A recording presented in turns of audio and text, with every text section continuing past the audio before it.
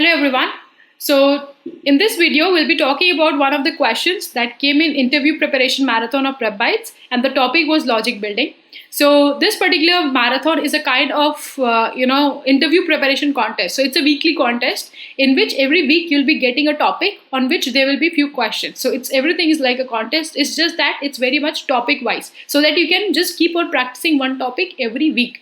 So last week was logic building on 12th of April. So we are going to solve one of the questions. So I hope you participated. In case you did, no worries, just go ahead and participate on rest of the things. And you can also check the schedule over here.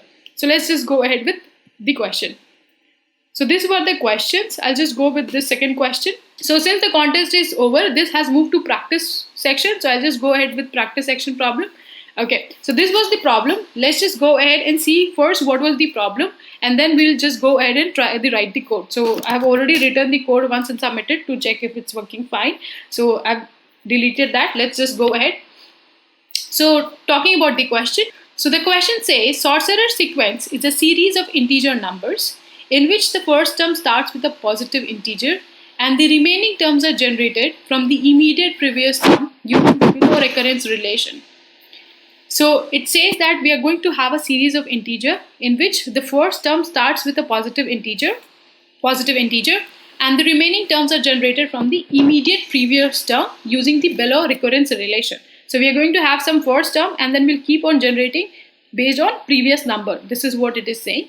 So now it says a of k plus 1 is equal to a of k, square root of a of k for even k, and it's going to be a of k 3 to the power 2, a of k to the power 3 by 2. So it's majorly like, square root of a of k into square root of a of k into square root of a of k.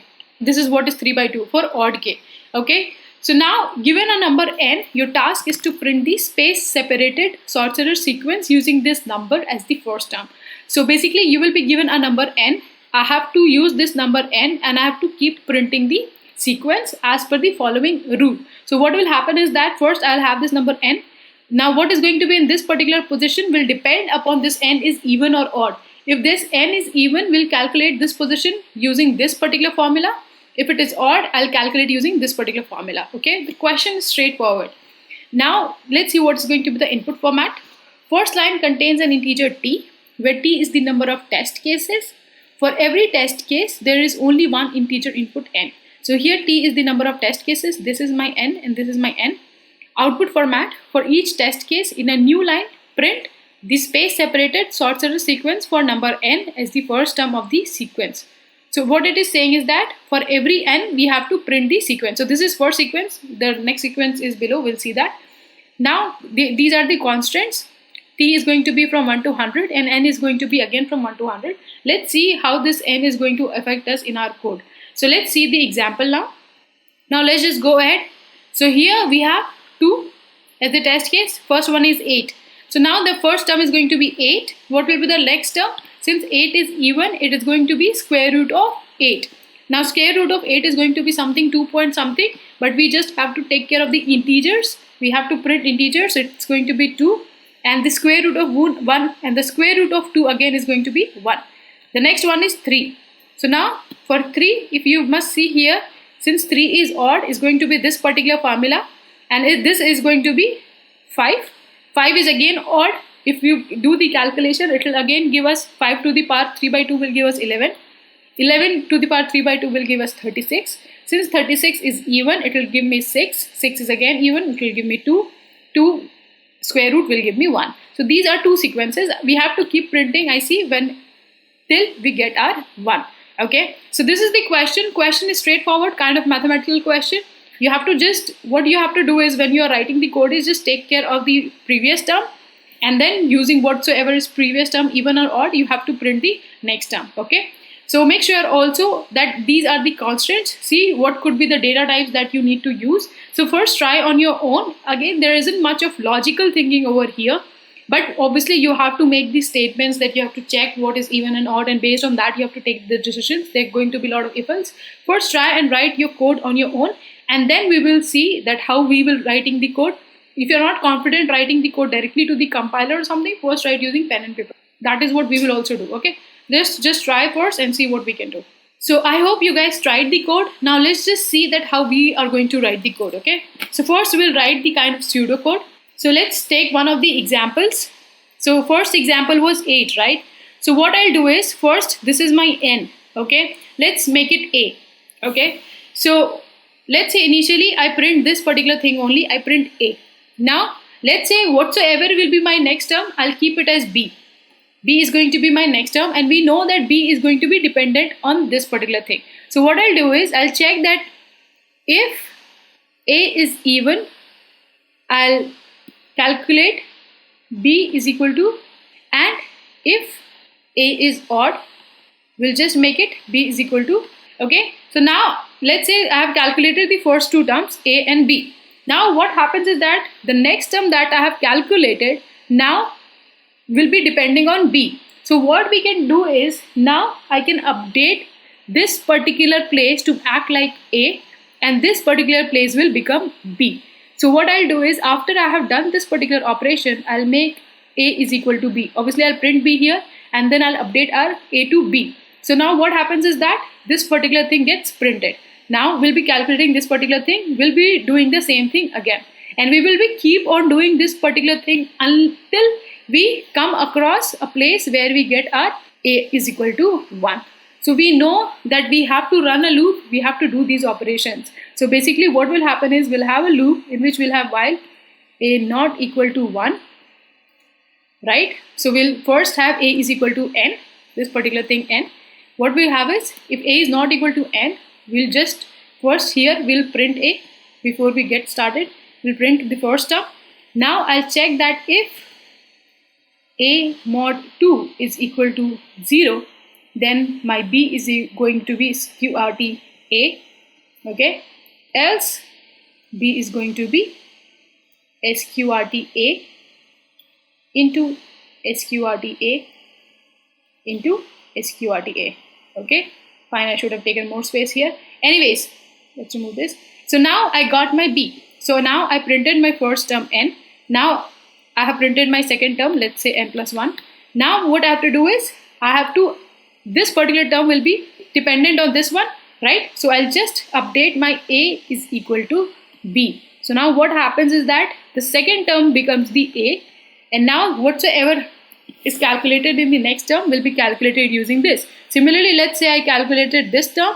Now after I've calculated this and printed this, first we have to print it here. Once we printed this, then we will change this particular thing to A, and then the next one will be calculating using this. So we will keep on doing this until we get 1, okay? Now let's just go ahead and write code for this. Okay, now let's just see the code. So this is the function that we are going to have. We have already taken the input n, and we have passed this input over here. As you can see, I initialized my A with m, and I printed the first term. Then what I did, as this is the while loop that I have talked about, we check if A not equal to 1. So first we will have B is equal to 0, we'll just initialize it. Then we check if A mod 2 is equal to 0. No, then we calculated. We have kept floor because we said that if it is, let's say 1.4, we have to just take the 1, okay?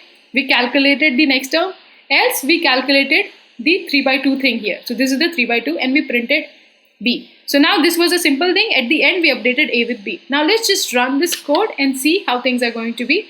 If you want, you can pause the video and you can see the code before you go ahead. We have already taken our input in main function, and we have just called this particular function, okay? Let's just go ahead and run this. So now let's run this. Let's give some input. Let's say 3 is the number of test cases. Let's say I put 10, I get the answer. Let's say I put 100. Let's see the worst case scenario.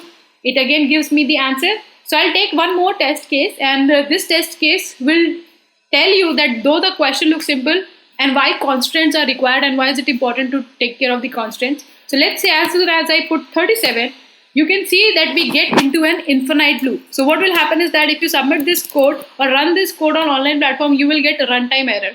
Okay, so either you might get runtime error or you get TLE. Okay, so now what happened, as you can see that we are getting negative numbers. So what would have happened is that for 37, what happens is that every data type has got a range. So let's say int has got range of 10 to the power 6. So it might have happened sometime that in 37, there must have been a value that must have been greater than 10 to the power 6.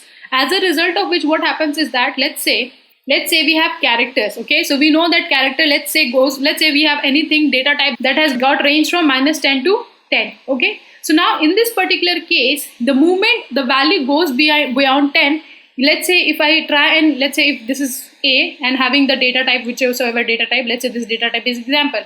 We have our own data type. So let's say A is of data type example. As soon as I put A is equal to 11, what happens is that it rotates. You know, eventually since 11 is not in the range of this particular thing, so it will just rotate and this will get negative value. So this is what is happening in this case, that it is getting rotated and this is getting into an infinite loop. So to take care of this, we need to take some high data type, some data type that can take care of high ranges. So let's take long. Now let's just try and write the code.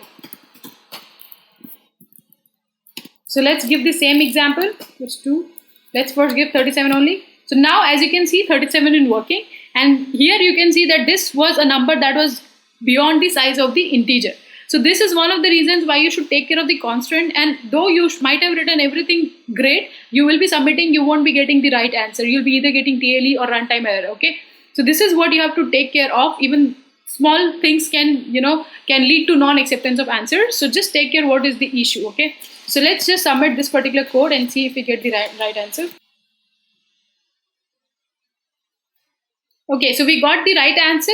So make sure you try this problem on your own and also the other problems. If you want to practice more fundamental problems, you can just go to the fundamental section on mycode.prepbytes.com.